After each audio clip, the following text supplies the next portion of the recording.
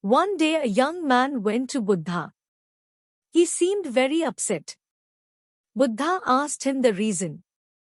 Young man told him that his father has died and he wants to perform best afterlife rituals for his father, and despite of his father's good or bad actions in his life, he wants his father's soul to go up to heaven.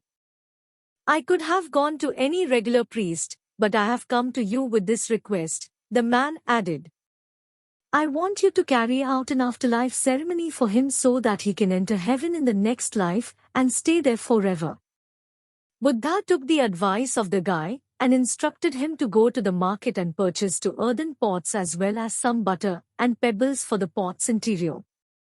Thinking that this was for a ritual, the young man went to the market and purchased them.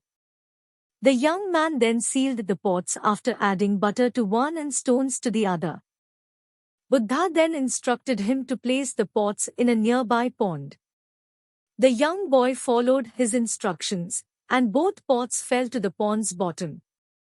Buddha then instructed him to bring a sturdy stick and use it to smash both pots open. He did so in the hope that the Buddha would now carry out a great ritual for his father. When the young guy hit both pots and broke them open, the butter from the first one floated to the top while the stones from the other pot fell to the ground. I have accomplished this much, the Buddha said. Now summon every priest you have. Let them come and pray for the butter to float to the bottom and the pebbles to rise to the surface. Are you kidding? The young man retorted. What makes it possible? It violates the natural law. Because pebbles are heavier than water, they must stay on the ground and cannot float. Since butter floats on water and is lighter than water, it must rise and cannot fall.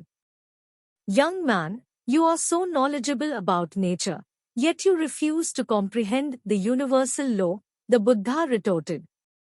If your father continued to behave badly, like pebbles and stones, wrong, he would eventually fall. Nobody can help him stand up. And if he continued to act in a righteous manner, which is like butter, he will inevitably rise. No one is able to knock him down.